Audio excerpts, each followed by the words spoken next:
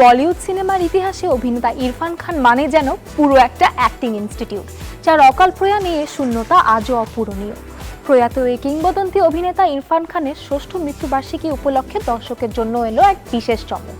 দীর্ঘ 25 বছর ধরে বক্সবন্দি হয়ে থাকার পর অবশেষে আলোর মুখ দেখল ইরফান ও বিদ্যা বালান অভিনীত সিনেমা দ্য লাস্ট টেন্যান্ট।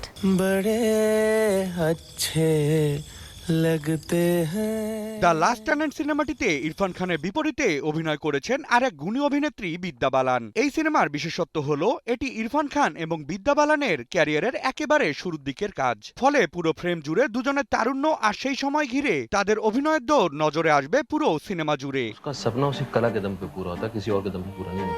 ইরফান খানের মৃত্যুবার্ষিকীকে স্মৃতির পাতায় শ্রদ্ধা জানিয়ে দুষ্প্রাপ্য এই ছবিটি ইউটিউবে মুক্তি দেওয়া হয়েছে। প্রায় 25 বছর আগে সিনেমাটি পরিচালনা করেছিলেন চিত্রনাট্যকার সার্থক দাশগুপ্ত। তবে নানান প্রতিকূলতায় তার মুক্তির দেখা পায়নি। সিনেমাটির শুটিং সম্পন্ন হলেও মূল ফুটেজ হারিয়ে যাওয়ায় 2 দশকেরও বেশি সময় সিনেমাটির মুক্তি আটকে ছিল। ফলে একটা সময় নির্মাতার তরফ থেকে সিনেমাটি মুক্তির আশাই বাদ দেওয়া হয়েছিল। তবে ঘটনাক্রমে ছবিটির একটি এইচডি কপি খুঁজে পাওয়া যায়, যা বর্তমানে আধুনিক প্রযুক্তির সহায়তায় পুনরুদ্ধার করে দর্শকদের সামনে আনা সম্ভব হয়েছে।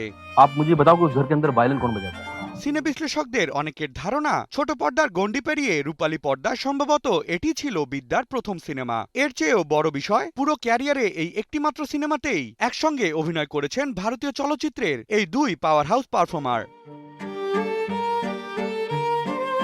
শূন্য বাজেটের এই কাজটি বর্তমানে দর্শকদের কাছে অন্যরকম এক নস্টালজিয়া তৈরি করেছে। ফলে সিনেমাটি মুক্তির 3 দিনের মধ্যেই ইউটিউবে প্রায় 2 লক্ষ ভিউ অর্জন করে আলোচনায় উঠে এসেছে। মোট কথা, ইরফান খানের মৃত্যুর এত বছর পেরিয়ে মুক্তি পাওয়া এই সিনেমাটি তার ভক্তদের কাছে সারপ্রাইজ গিফট হিসেবে প্রমাণিত হয়েছে।